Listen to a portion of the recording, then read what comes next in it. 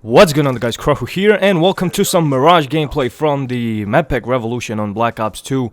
And I want to thank M4H51 for supplying the gameplay.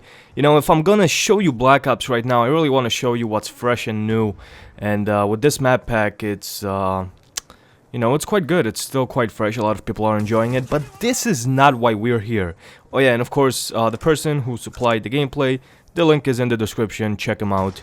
Really cool dude. So why are we here?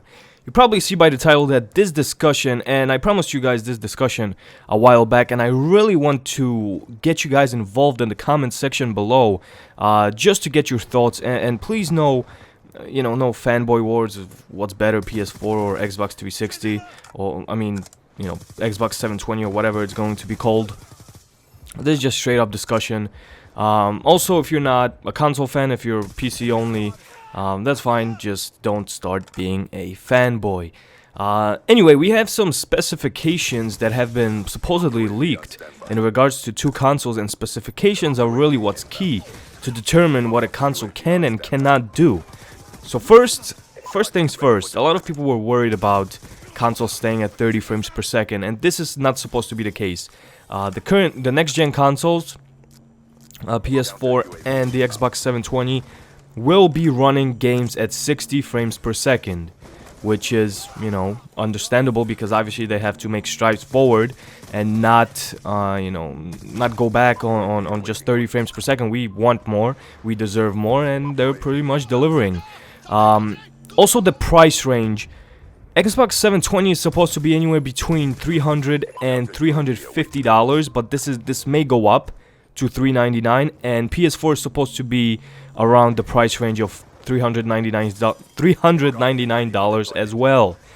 So, you know, it's a new console, it's a new system, so obviously the price is going to be up there. It's a little bit expensive, but I expected, to be quite honest, $499, $599, something like that even. So it's not that bad. Obviously, it's still a lot. And now we go to RAM. You know, what kind of RAM the two consoles are going to be using. And it is rumored that PS4 will have 4 gigabytes of RAM, and the Xbox 7 PS4, if I say PS3 anywhere along the way, I apologize, and the Xbox 720 is supposed to have 8 gigabytes of RAM. However, Microsoft went for the slower RAM, DDR3 RAM, to use for the consoles, and the PS3 is supposed to be, you know, a gaming machine only. It's supposed to be, you know, a console which devotes all its resources, everything towards, you know, running video games. Now, there's also a bit of controversy in this next section of the article. I'm getting articles from all over, so it's not from one single source. Supposedly, the PS4 will be, you know, will set the benchmark of performance, and the Xbox 720's performance is supposed to fall anywhere between the Wii U and the PS4. And that's because there's going to be a lot of emphasis on the Kinect 2, which is supposedly supposed to be shipped with every, excuse me, let me just minimize this, with every Xbox 720, you know, unit. So there is a lot of emphasis on Kinect, and that's good for, you know, Kinect users, because there's supposed to be a Kinect 2.0 or whatever, and a lot of the resources, a lot of the RAM, a lot of the, you know, what the CPU and GPU will be concentrated on the operating system for the Xbox 720 and on the new Kinect. So this might explain why they decided to go with 8 gigabytes of RAM. And the PS3, if you guys are interested, is using a DDR5 RAM rather than the Xbox DDR3. So, you know, so it's 4 gigabytes versus, you know, 8 gigabytes.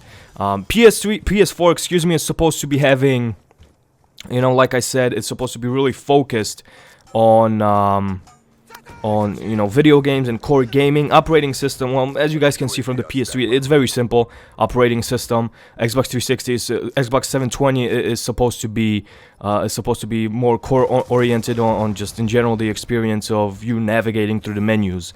But yeah, but we're probably not gonna see any difference from people that actually experience these new consoles. The edge is being given at this moment to PS4, but, you know, every article that I look at, it's supposed to be not even noticeable, if that. So that's just what I'm reading here, and both of them will use a AMD processor CPU at 1.6 gigahertz. So, or maybe that will change because I've seen 2.2, 1.6, so we'll see how that goes. But these are some of the specifications that I know of. I will put everything in the description for you guys. If I find more, I will keep updating the description. If you want to know more about the next gen consoles, be sure to subscribe to my channel. Be sure to leave a like and a comment. What do you guys think about all this? This is Krahu. Thank you for listening and watching, and I will see you guys next time.